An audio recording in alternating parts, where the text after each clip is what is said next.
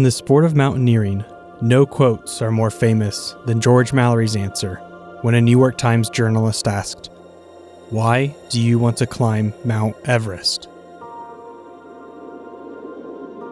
Mallory was an English mountaineer who took part in the first 3 Mount Everest expeditions in the early 1920s. During those missions through the Himalayas, Mallory's team ventured across city-sized glaciers, discovered paths untouched by humans, and climbed record-breaking altitudes where the air was so incredibly thin that they were later referred to as death zones. It remains a mystery if Mallory reached the peak of Everest. The year after the interview, in 1924, Mallory began his final expedition, a mission that ultimately led to his death. His body discovered 3/4 of a century later, his story swallowed by the massive beast. Mallory was inexplicably drawn to the mountain. His love of mountaineering led him to the Himalayas, but something indescribable motivated him to continue. And even if he had that newspaper filled front to back with stories of his adventures, it wouldn't be enough to capture it. That's why, as he sat 7,500 comfortable meters closer to the sea, posed with summarizing his motives for climbing the world's tallest mountain, Mallory simply said, "Because it's there." Wait a second, isn't this video about Crash Bandicoot? Released in October 1997, Naughty Dog decided to make a game that didn't suck. This is the first sentence you'll see on the Speed Demos archive entry for Crash Bandicoot 2: Cortex Strikes Back. And while it's a lighthearted jab directed at the first game in the series, it definitely holds some weight. Crash 2 had snappier game mechanics, more level variety, more secrets to uncover, and a story with in-game cutscenes, but it never clicked with me the same way that Crash 1 did. I think it's because Crash 2's setting feels like a video game. Each level is housed in this mysterious tower of portals. Going through one whisks Crash away to a level that feels curated for him. The game heavily encourages the player to collect all the crystals and gems throughout the game through its cutscenes and prominent indentations above each portal. Crash 1 doesn't feel like this. The 3 islands seem to exist on their own, regardless of our decision to complete them. Insanity Island is home to a tribe that only sees Crash as a pest to shoo away. Wumpa Island's abandoned cities and temples aren't built for Crash to explore, but are simply remnants of a civilization overtaken by the island's fauna. Hell, even Cortex Island has an entire operation that's functioning quite well, just before you burn it to the ground. Nabbing the optional gems in both games has the same requirement. Just break every box within a level. However, while Crash 2 maintains your box count if you die, Crash 1 just sends that shit to the Shadow Realm. These levels aren't going to do you any favors. They aren't here to encourage you to complete them, they just exist. You could have the end of the level in your sights, a single hop away from victory, only to have all of that progress wiped away, swallowed by the unforgiving maw of whatever pit you just fell down. And this is the big difference between the 2 games for me. Where Crash 2 begs to be completed, gather the gems! Crash 1 doesn't. You complete Crash 1 because it's there.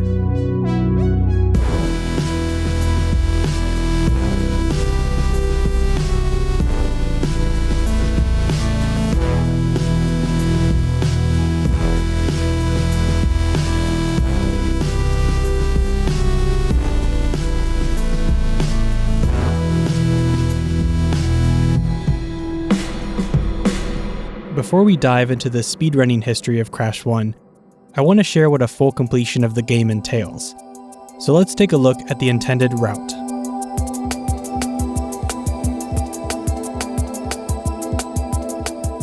Crash 1 has a total of 27 levels and 6 bosses.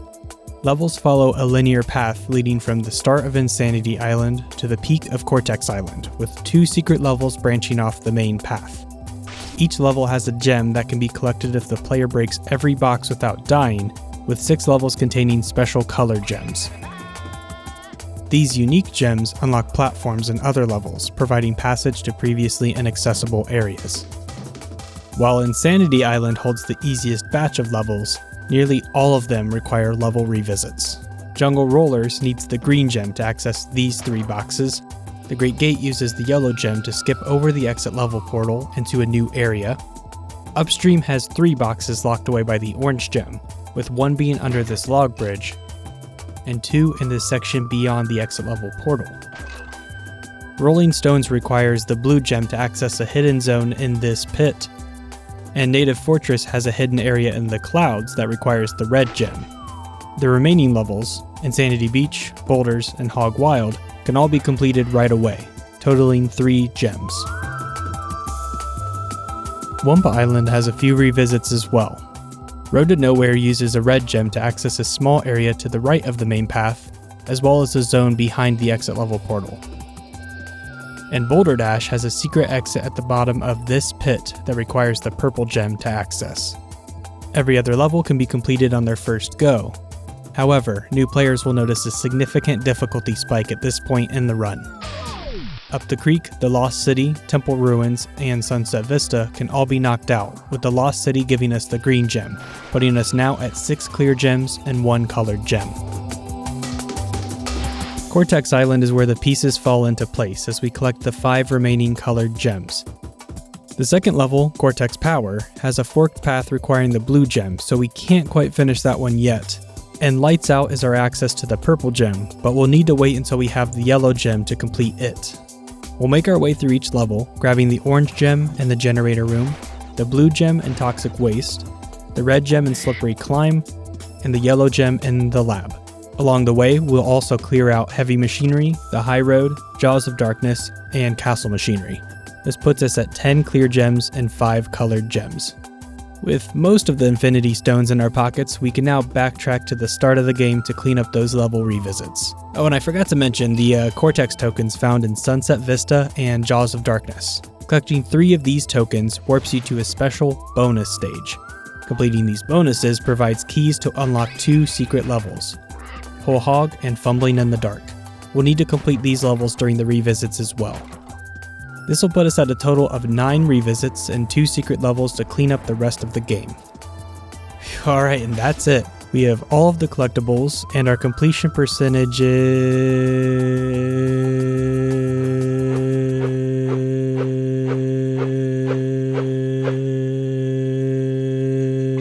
at 100%, so we are ready to face off against Cortex. Funny enough, we actually don't need to beat the final boss at all. With 26 gems in our possession, we unlock a secret exit in the Great Hall. Hopping along the 20 clear gem platforms, we reach the secret ending of Crash 1, escaping Cortex Island with Crash's girlfriend on the back of a giant bird. Beautiful.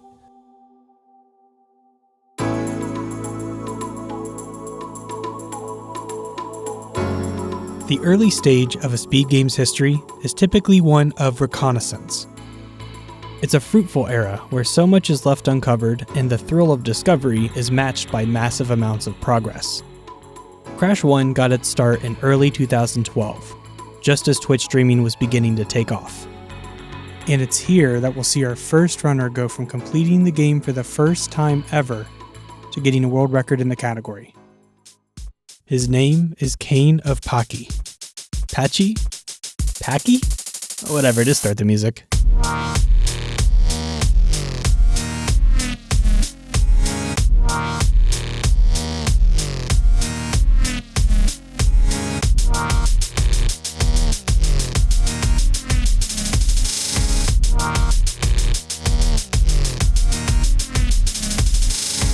When I first started streaming and speedrunning, like, I've got no reference for what I should do, so it was completely freeform, and I had never 100% the game before I did it on stream. And then speedrunning was just, alright, start a timer, let's do it again.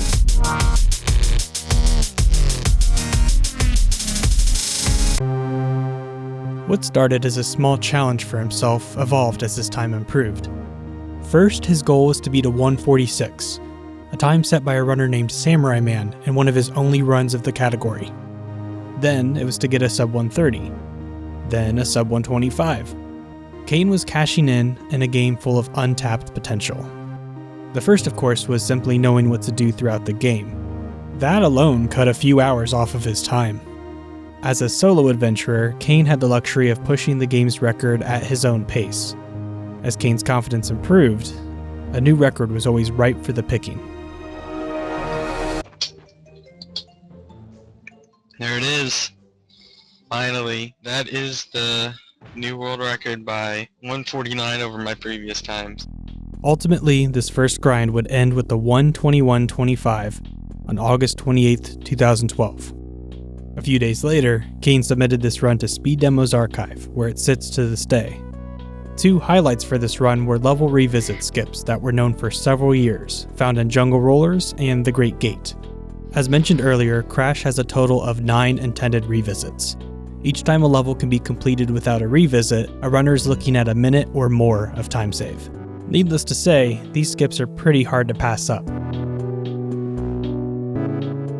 In Jungle Rollers, the 3 boxes are conveniently already loaded in. By landing on the second layer of these stacked boxes, you can jump onto this ledge. Next, a jump towards this off-screen bouncy crate brings Crash close enough to the boxes that they'll break automatically, provided you're in third mask form. The camera in Crash is on rails and can only be triggered to go up the tower by stepping on the green gem, so this has to be done off camera. But once you get a feel for the movement, it's really not that bad. The Great Gate, however, is a different beast. The Great Gate's secret zone is hidden just past the exit level portal, normally requiring a set of yellow gems to access. Luckily, if you can get to the other side, the camera will actually follow you without the yellow gems. The biggest issue is finding a way over. The portal itself is a perfect platform, but there's the small issue of getting warped out as soon as you touch it. But we do have a workaround. The portal's hitbox doesn't extend to the very edge of the platform, so Crash can land on this tiny edge without warping out. If you jump and land on the right edge, and then quickly jump again to land on the left edge, you'll be close enough to reach the other side. A minute of time save, hinging on 2 nearly pixel-perfect jumps. Being the third level, Great Gate Skip was early in the run, and attempting the trick never hurt to go for. If you failed, you just exit the level, watch the missed boxes cutscene, and revisit the level later. But if you got it, you had to hold on to that run for dear life. Great Gate Skip was the last piece Kane implemented in his first grind in the category. Adding it changed the dynamic of his attempts, with many runs failing to get past the early game. But his perseverance would pay off with the run that would serve as the foundation for where the game would eventually go.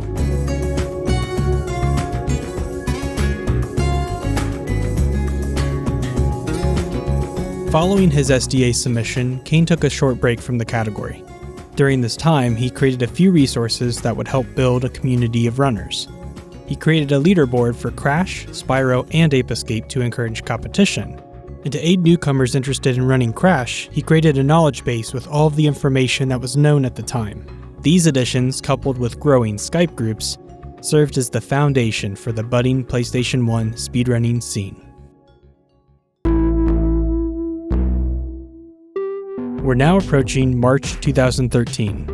Kane leapt back into 100% runs after spending a few months with the any percent category. The shorter length allowed Kane to play more risky with his movement. Most notable was a heavier emphasis on a piece of movement tech called zigzagging.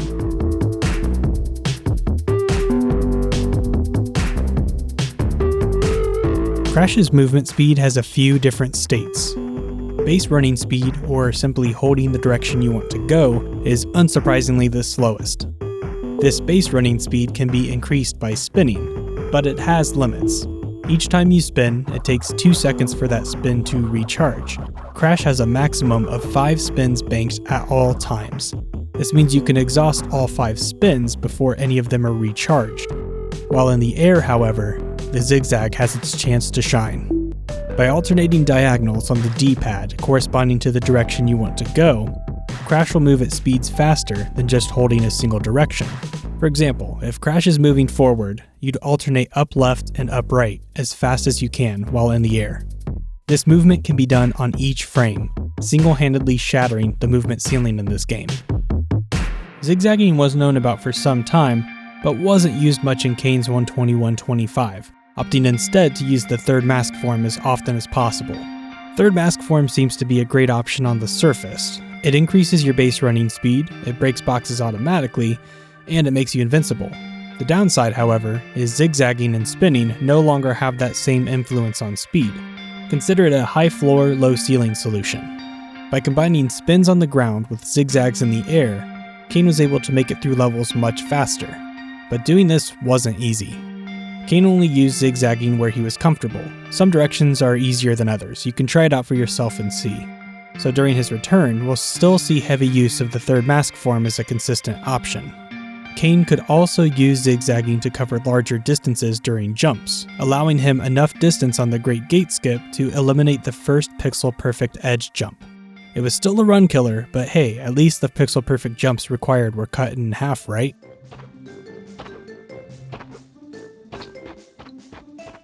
There it is! The first record back would be a 1:20.29. There were still several mistakes in this run. Come on, Turtle. A death in the high road was worse than the one in his 1:21.25. Oh my gosh! And he accidentally went to the bonus in Toxic Waste. Oh no! But overall, his movement improved enough to forge ahead despite these mistakes. A couple months later, Kane would break another minute barrier with a 1:19.14. Luckily, in this run, he was able to save the 50 seconds in the high road by not dying, but an unfortunate death in Sunset Vista earlier basically negated any of that time save. This run pulled ahead due to minor optimizations that Kane was adding into his run. He was using the invincibility frames during spins to pass through active spears in the temple levels. He skipped using some turtles to cross gaps he could make with zigzags in the bridge levels, and he sped up the factory piston sections by spinning to the side of them. Overall, his increased confidence and occasional zigzag use allowed for better cycles throughout, including a particular cycle on Castle Machinery that would save him 9 seconds in the 1:19, but seemed to have no pattern as to when the cycle would actually work out. This was the first moments of Crash 1 being pushed beyond a simple showcase, and it was clear from Kane's return that he had improved enough to knock his SDA submission down by a few minutes. But with 100% being so unforgiving, it always felt like the record would leave something on the table. In the early stages of a speed game, you'll often see times improving rapidly. Part of the reason for this is talented runners are slowly gaining confidence with their movement. Unfortunately, another common issue is what I like to refer to as the speedrunning seesaw. It was common during this stage for Kane to get a strong run, only to have a few splits muck it up. Levels like Sunset Vista and the High Road always seemed to trip him up whenever he was on a good pace. An optimist might see this massive time loss as a favor for future attempts, or time saved for next run. However, as that massive time save comes in, the speedrunning seesaw falls to the other direction, and the runner loses a comparable amount of time later in the run. Oh my gosh. Sometimes its hitbox can extend past the screen, and crap like that happens. But, as August 2013 rolled in, Kane would be on a pretty great run.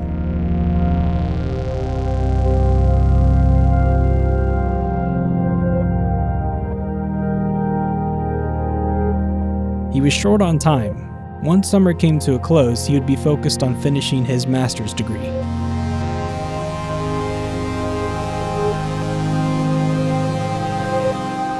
Nearing the end of Wumpa Island, he was still at pace with his previous record up to Sunset Vista.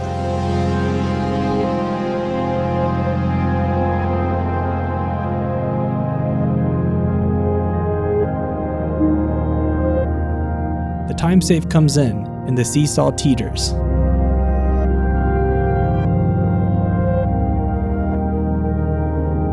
A few levels bleed a bit of his lead, with the elusive cycle and Castle Machinery costing him 9 seconds. Still, he was in a decent lead exiting the lap, about 49 seconds ahead, more than enough for one more minute barrier.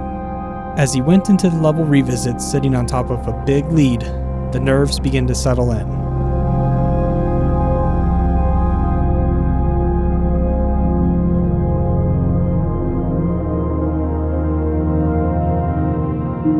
Only 3 levels left, and one level, Whole Hog, is an auto-scroller. Piece of cake.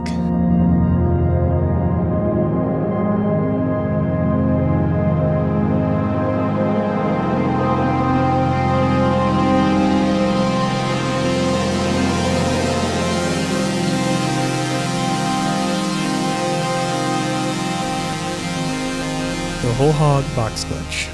An unpreventable glitch that sometimes happens even if you make contact with the box, causing an instant 30 seconds of time loss. It seemed that the speedrunning seesaw had to make its appearance. It just came a little later than normal. Kane finished this run with a strong showing and fumbling in the dark despite the pressure. He finished the run with a 1:18.59. He still managed to break into the 1:18s. Holy crap. That was like 2 frames under 1:19. This was going to be it for now. Despite a few issues throughout, Kane was able to demonstrate nearly 3 minutes of improvement with just a better understanding of the game. It was time for Kane to step away for a bit. As 2013 came to a close, the Spyro and Crash community, often referred to as the Sprash community, was rapidly growing. As we'll see, a larger community will give rise to a more competitive record.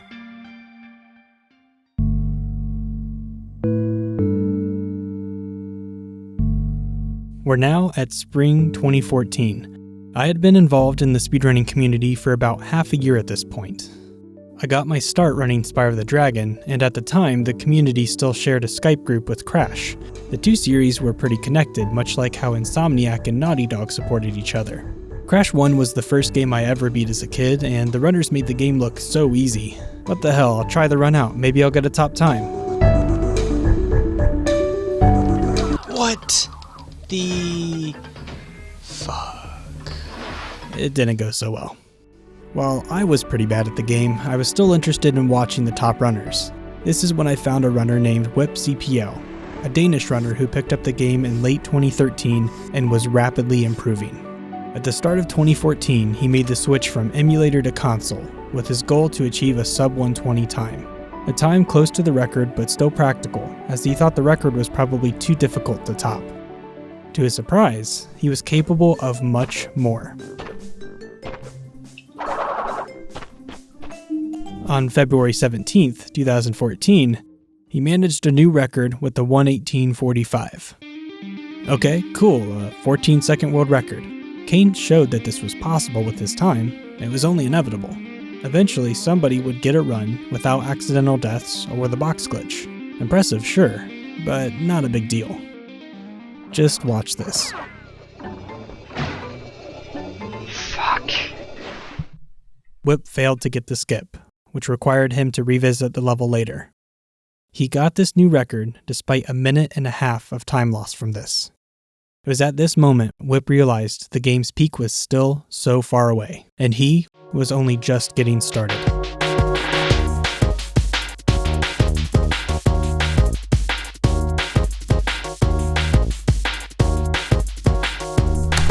Get right, Crash 1.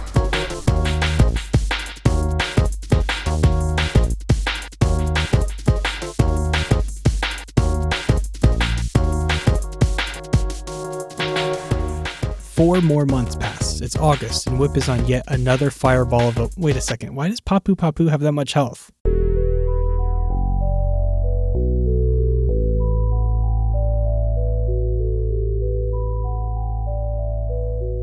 So it looks like it's about that time in the video where I have to talk about version differences. In Crash 1's case, all 3 versions have dramatic differences. The PAL version of the game boasts a faster base running speed due to framerate differences, but is slower in just about every other circumstance. NTSC-U is the version we've seen so far and has served runners quite well. But another version, NTSC-J, was different enough that it seemed worth looking into. The Japanese version has a lot of changes. Papu Papu has 5 health instead of 3, which costs 16 seconds. Hog Wild now has the green gem instead of the Lost City, and the Lost City now has the red gem instead of Slippery Climb. This allows runners to complete Road to Nowhere on the first go. Slippery Climb and Sunset Vista swap locations on the map, and the High Road has an entire second half removed. Also, probably the most annoying feature of this version is that sometimes masks will open up a dialog box that needs to be exited with the X button. Despite some little time losses here and there, it was pretty clear that when you added everything together, NTSC-J came out on top for 100%, somewhere in the 1.5 minute range. To see this game to its logical conclusion, it looked like this was the way to go. Whip would finish that fireball of a run in August with a 1:14.37, but the footage is no longer available. At the start of the new year, Whip was working on one final push for the game. His 1.14 was fast, but adjusting for version differences, it was technically slower than his 1.15. On January 9th, Whip was out of control.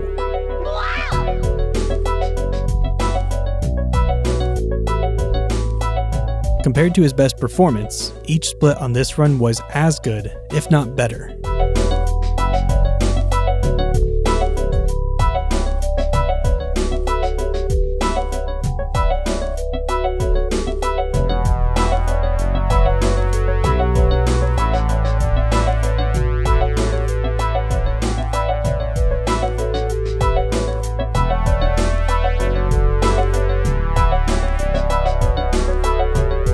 As he made his way to the Great Hall, it was looking like he would make history.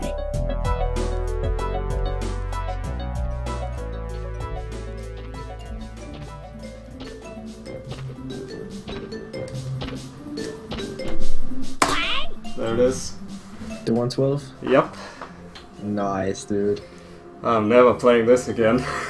Fucking nice.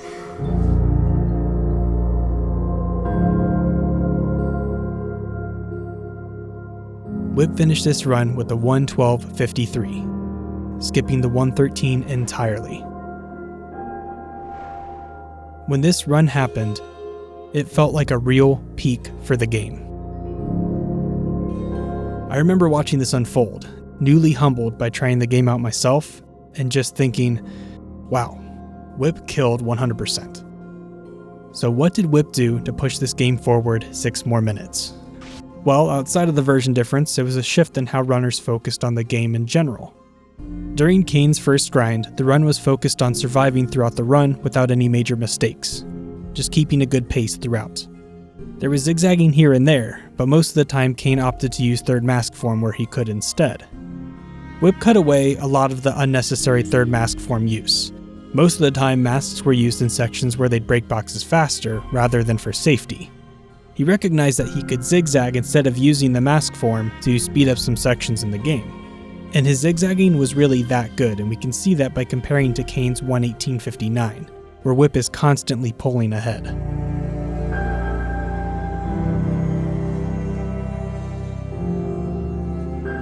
Whip certainly felt untouchable at the time, but in retrospect, he was just the first to actually pose a real challenge. When I spoke with Whip, he said something that stuck with me. He said, when it comes to speedrunning, it's inevitable that if a time is left on top long enough, someone will be hungry enough to take it down. In the current era of speedrunning, with documentaries abound that demonstrate this, it almost seems obvious. But in 2014, with smaller communities like Crash 1, not many people realized this, so it came as a surprise when a familiar face made his return. In May 2015, Kane completed his master's degree and was ready to jump back into Crash 1. He saw that Whip's riskier movement had a lot of potential, and he was ready to do the same. This competitive push quickly led him to a 1:14.51 on May 6th and a 1:13.10 on May 8th. As June rolls in, it was apparent that Kane was on the path to a new record. Whip set a new standard for this game, and Kane chose to answer with this run. Just a few levels left, and we might see a new record.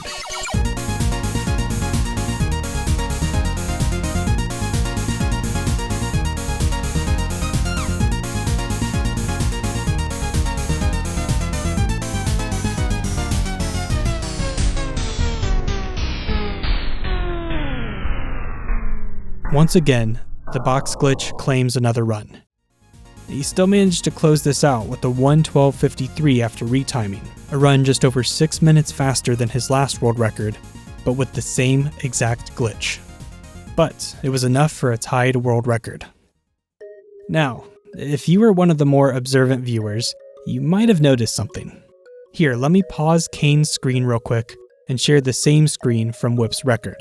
Oh, and by the way, could you guys let me know, what is the fastest version of this game by over a minute? Kane was not only able to catch up to Whip's record despite the sizable gap, but also did so on a slower version of the game. By saving a few seconds on movement for nearly each level, Kane made up for those version differences. And he wasn't quite done yet.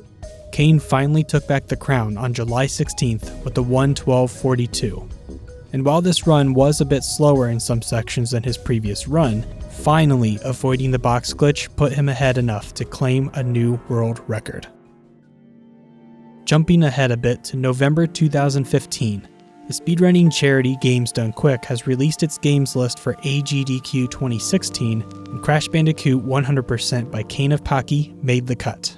To prepare, Kane derested the game, and while he was doing so, managed to squeeze out one more PB before the end of the year with a 1:12:31. That was a good run. 2014 and 2015 were big years for Kane, Whip, and Crash 1 as a whole. The game saw its first real batch of competition, and it proved to be fruitful, the game dropping 6 minutes with almost no major changes. Both Kane and Whip saw moments of triumph where their incredible efforts led to new milestones, but it wasn't always perfect. When Whip was initially dethroned by Kane, he felt a sense of embarrassment, as if the 10 to 12 hour daily efforts all added up to nothing. At one point, he even tried to delete his times from the leaderboard, ridding the evidence that they ever happened. He felt like his time was wasted. This is, of course, not true at all. As of this video, over 4,000 people have climbed to the top of Mount Everest. But without George Mallory's efforts, despite not making it to the top himself, I'm certain that number would be lower. Sure, speedrunning might not have any purpose in the grand scheme of the world, but the efforts that Kane and Whip put into this game were paramount in getting the community to where it'll eventually be. And that seems pretty special to me. Kane's 1:12:31 was the last record that he held in this category. In AGDQ 2016, he put on a fantastic showcase of the category, and I'm grateful to have had the opportunity to cheer him on in person. Time. Following this run, Kane was interviewed by Spike Vegeta about his future plans, and he mentions this. What's the plans for 2016? Is it more Crash 100%, other speedrunning plans, full game or not? I'm definitely a lot of mix of things. So in December, mid-December, probably around the 17th, the current second place runner uploaded his run to YouTube, and he got a run that was about 15 seconds off of my PB with 3 minutes of deaths. So... Wait a second. Do I hear boss music?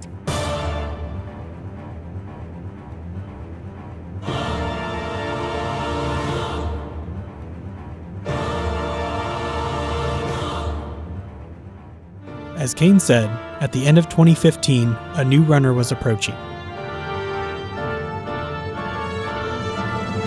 He was only 15 seconds behind the world record, and his run had more than 3 minutes of deaths and mistakes. It was a Brazilian runner named Kojiro CTR. He was running on the Japanese version of the game, and he would optimize this game down so far that no other version could compete.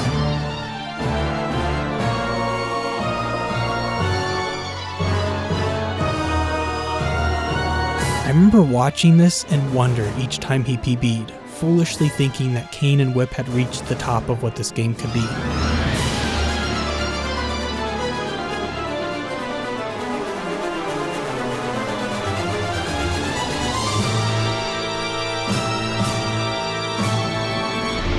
He was improving the game at such a remarkable rate that it didn't even seem to be possible. But his webcam pointed at the screen didn't lie. He was doing this, and it was blowing everyone out of the water. Whip made zigzagging a fundamental piece of movement tech. Koji took that and created art.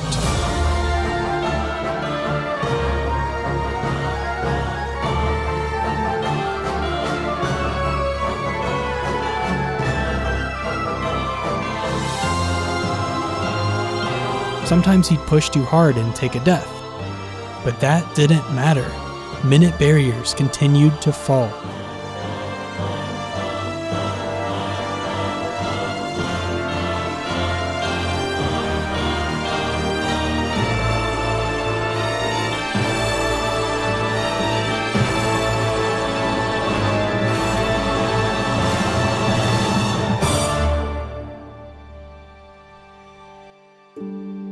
After a little over a year, Koji finished his world record grind with a 1:05:43 on April 18th, 2017. And yeah, I know I sound like a broken record at this point, but seriously, this time, Koji was at a level that seemed insurmountable.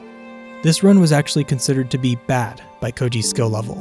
There were 4 accidental deaths in this run. 2 in Rolling Stones that lost 55 seconds, another in Cortex Power that took 16 seconds, and a 4th in Lights Out that took 50 seconds. Around 2 minutes worth of major mistakes in this run, and he was still crushing competition. One of my favorite levels of this run is his Lost City, because it demonstrates Koji so damn well. Tons of reckless movement throughout, several moments where he almost takes a death because of it. But he doesn't care because he can always make up for it. Koji's Lost City was 19 seconds faster than Kane's 112. Additionally, Koji's 105.43 implemented new skips found in Upstream and Cortex Power. In addition to the free revisit skip for Road to Nowhere on NTSC-J, that lowered the total number of revisits to just 4. The new skips require incredibly difficult strategies that instantly can kill a run. Upstream was about 6 minutes into the run, and resetting until you got it was certainly frustrating, but Cortex Power was about 50 minutes in the run and was devastating to fail if you were on a good pace. Cortex Power Skip was known about for years prior to its implementation. However, existing methods weren't viable. Eventually, Koji found a method for climbing a wall to skip to the entrance of the Blue Gem path. On certain sections of this wall, Crash will get stuck when you jump into the wall while spinning. From there, it's possible to mash jump and spin to climb over the wall. All that remains is walking out of bounds to the entrance of the Blue Gem path. This was the easy part. Exiting the path was significantly harder, and doing so requires a piece of movement tech we haven't mentioned yet: the submarine jump. In Crash 1, if you spin while walking off the edge of a platform, you have 10 frames where you can jump as if you were still on the ground. The timing isn't too bad, seeing as you have a large window to press it, but pressing the jump button too early, such as during the spin itself, will prevent the subjump from working. Mastering this piece of tech was crucial when Koji came to the game, as subjumps could be used to skip cycles that were a problem before. Back to the Cortex Power gap. There is this tiny section on this wall that can temporarily act as a platform if landed on it just right. From there, it's temporarily possible to subjump off of this makeshift platform, covering enough distance to cross the gap without the use of the Blue Gem. Much later, the community would find setups to make this skip more consistent, but at the time Koji was doing attempts, it still seemed to be pseudo-random whether or not you could get the sub-jump off of the wall. Getting a good pace up to this level was already hard enough, and maintaining that pace was even harder, but skipping the revisit was an extra minute and 15 seconds of time save that couldn't be passed up. The skip in Upstream was discovered by a Finnish runner named Ersp while hunting for skips similar to Cortex Power. He found that he could jump diagonally from this bridge into the scenery and use the same jump and spin combo to climb out of bounds. While trying to reach the Orange Gem path, Ersp kept falling into holes out of bounds and decided that the skip wasn't useful. Luckily, months later, a Canadian runner named Tet would find footage of Ersp messing with this trick and would workshop it with the community to get the skip that we have today. The new version does the skip a little bit later off of a lily pad. This saved time over the bridge version, as that required breaking a box later in the level and then backtracking to the bridge to do this skip. The out-of-bounds holes were routed out, and finally, runners could reach the Orange Gem zone without the Orange Gem. Upstream replaced the Great Gate as the new early run killer thanks to an improved skip for the Great Gate. In this new skip found by a runner named Shoddy in 2015, runners used a turtle to bounce up to the top of this spiked pillar. Taking damage on the pillar boosts Crash up enough to land on the back wall, allowing runners to simply walk to the other side of the exit level portal. Koji's mantra during this grind was no more excuses. Cortex Power and Upstream both had skips, and it was time to get a record with both of them. Even if the run wasn't perfect, he still did what he set out to do. With this run in the books, Koji took a break from the category, shifting focus to the any % runs for the Crash trilogy instead. However, while Koji was focused on other games, it still seemed like he was there, lingering, watching over all the top runners, waiting for them to be on just the right run before striking.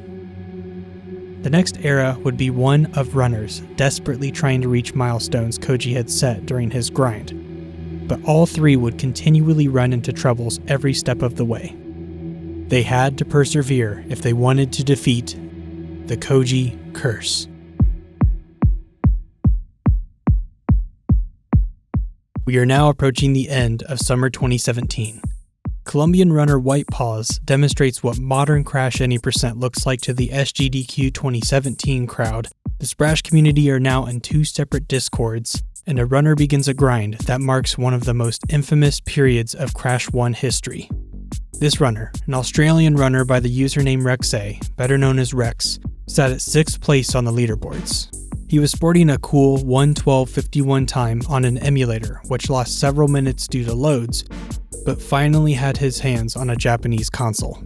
It had been several months at this point since Koji got his 105, and it was time to see another runner at the top. His first PB on console would be a 109.30, a huge PB for him and enough to put him in the top 3, but he was still quite a ways away. Another upcoming runner that we mentioned earlier, Tet, also made the switch to console a month later. Prior to this, Tet was running on an emulator with a keyboard and still managed to get a 1:11.08. He was certainly capable and demonstrated that by shaving his time down until he was at a 1:06.05 at the end of the year. Months passed, and soon Koji's record was approaching its first birthday. Tet and Rex were putting in the work, but something kept stopping them along the way. As White Paws joined in the push to defeat Koji's record, the curse seemed to escalate. An accidental death would lose them a minute or more. Sloppy movement compounded until the record was out of reach. Dropped inputs would instantly kill their runs. 3 runners, all from different parts of the world, joined together in voice calls that would last the whole day. Each of them at different points in the run, supporting each other in hopes that one of them might have what it takes to lower the time. Through the entire first half of 2018, Tet, Rex, and White Paws faced off against the Koji Curse. And the clip wasn't there.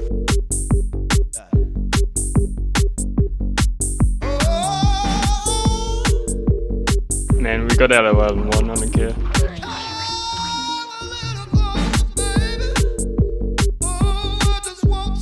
What? Look at this shit!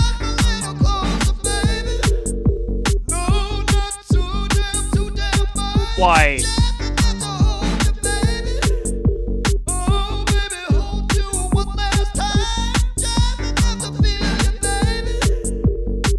No! Fucking... you did not just spin time me.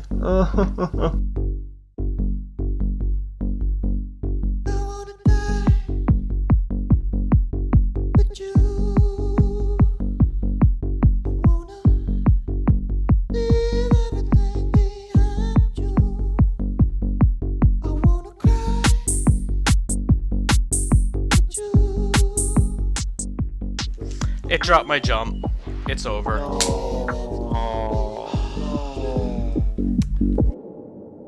Then, on June 28th, 2018, Tet would be on this run.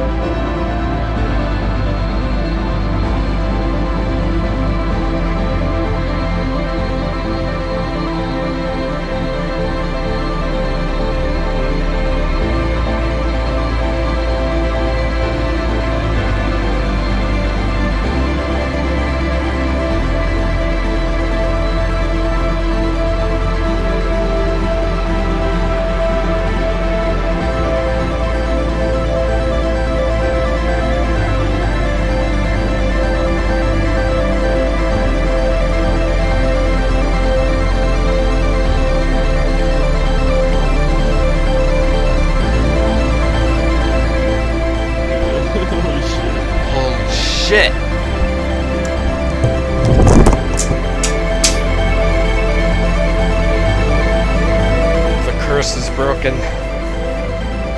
Brazil out. Koji has no more world records in this game. Dude, that's ridiculous.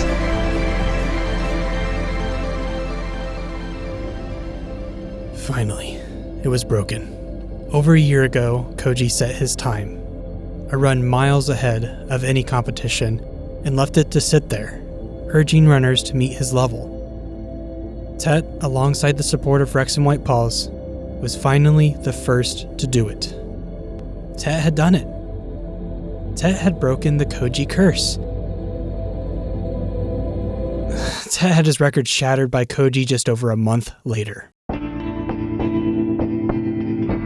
Now, if you recall my statement about Koji's previous 105, this shouldn't be surprising. That run had several mistakes, and Koji mostly relied on nailing the new skips and pushing the movement to put him so far ahead of everyone else. With his record beaten, Koji came back to do a run he could be proud of. This run, this 104.07, was just that run. Spoiler alert, as of this video, Koji's 104.07 sets as the second fastest time on the leaderboards. It will be beaten by the end of this video, just like any other record tends to be given enough time, but was a shining example of how Koji was still the king of the category. He finally had a run with great fundamentals and no accidental deaths. Koji would take his leave from the community shortly after this. While he was likely capable of more, a 103 was definitely in the cards, and a 102 was probably there as well, he opted to leave it there. I wasn't able to talk with Koji about his accomplishments, but his runs speak for themselves. Koji simply knew how to push this game to its limit, even if it meant being a little reckless at times. Before the end of 2018, White Paws and Rex would eventually beat the original 105.43 that Koji set, with White Paws getting a 105.12 and Rex getting a 105.42. While Koji ended 2018 still at the top, the true era of the Koji curse was lifted.